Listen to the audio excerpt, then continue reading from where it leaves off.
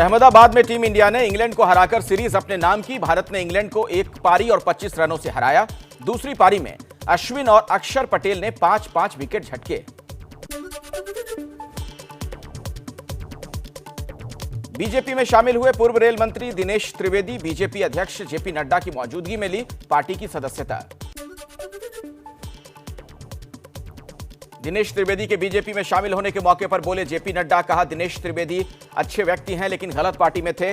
वहीं दिनेश त्रिवेदी ने बिना नाम लिए टीएमसी पर हमला बोलते हुए कहा कि बंगाल में सिर्फ एक परिवार की सेवा होती है। कल कोलकाता के ब्रिगेड मैदान में पीएम मोदी की मेगा रैली की तैयारियां जोरों पर हो रही हैं। आज बीजेपी के महासचिव कैलाश विजयवर्गीय ने बंगाल बीजेपी के नेताओं के साथ ब्रिगेड मैदान में तैयारियों का जायजा लिया। कोलकाता में मोदी की रैली से पहले टीएमसी की पोस्टरबाजी। कल जिन रास्तों पर मोदी जाएंगे वहां टीएमसी कार्यकर्ताओं ने ममता बनर्जी के पोस्टर लगाए। असम में चाय बागान में काम करने वालों को लुभाने में जुटी कांग्रेस। असम में चाय बागान में काम करने वाले मजदूर के घर पहुंची प्रियंका गांधी। परिवार की महिला से काफी देर तक बातचीत की। उत्तराखंड में राजनीतिक हलचल तेज। मंत्रिमंडल में फेरबदल की अटकलें। बीजेपी हाईकमान की तरफ से 2 पर्यवेक्षक अचानक उत्तराखंड पहुंचे। कोर कमेटी के साथ बैठक के लिए रमन सिंह और बीजेपी के महासचिव दुष्यंत गौतम देहरादून में। मुकेश अंबानी विस्फोटक केस में कार मालिक मनसुख हिरेन की मौत डूबने की वजह से हुई। पोस्टमार्टम की प्राथमिक रिपोर्ट में सामने आई बात। ठाणे पुलिस को पोस्टमार्टम रिपोर्ट सौंपी गई। अब दिल्ली का अपना शिक्षा बोर्ड होगा। दिल्ली के सीएम केजरीवाल ने किया ऐलान। 2020-21 में कई स्कूलों में नए बोर्ड के तहत होगी पढ़ाई। दिल्ली में अब तक सीबीएसई और आईसीएसई बोर्ड ही थे। किसान आंदोलन के 100 दिन पूरे होने के बाद आज किसानों ने कोंडली मानेसर हाईवे जाम किया। ट्रैक्टरों के साथ हाईवे पर बैठे किसान। यूपी के मुजफ्फरनगर में कृषि कानूनों के समर्थन में किसानों की पंचायत में शामिल हुए केंद्रीय मंत्री संजीव बालियान।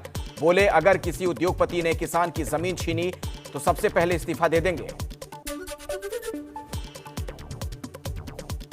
कृषि कानून के विरोध में प्रदर्शन कर रहे किसान 8 मार्च को मनाएंगे महिला दिवस। इस मौके पर किसान आंदोलन की कमान संभालेंगी महिलाएं। हरियाणा के झज्जर में छात्रा के सवालों से भागे किसान नेता राकेश टिकैत। छात्रा के सवालों का जवाब देने की बजाय माइक छीना। छात्रा ने पूछा, आखिर धरने का समाधान कब तक निकलेगा।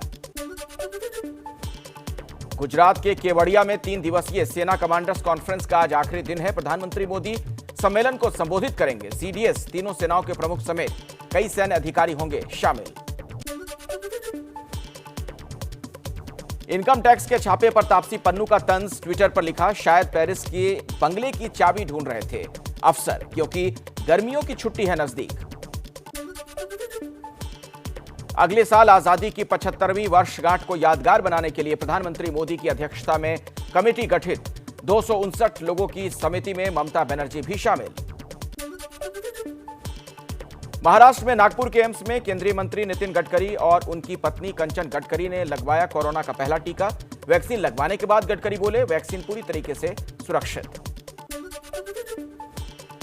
जम्मू कश्मीर के डोडा में चिनाब नदी में 2 दिवसीय वाटर राफ्टिंग फेस्टिवल का आगाज। राज्य में रोमांचक गतिविधियों को बढ़ावा देने के लिए किया जा रहा है आयोजन।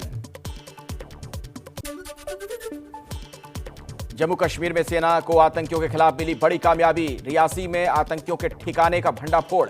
भारी तादाद में हथियार बरामद।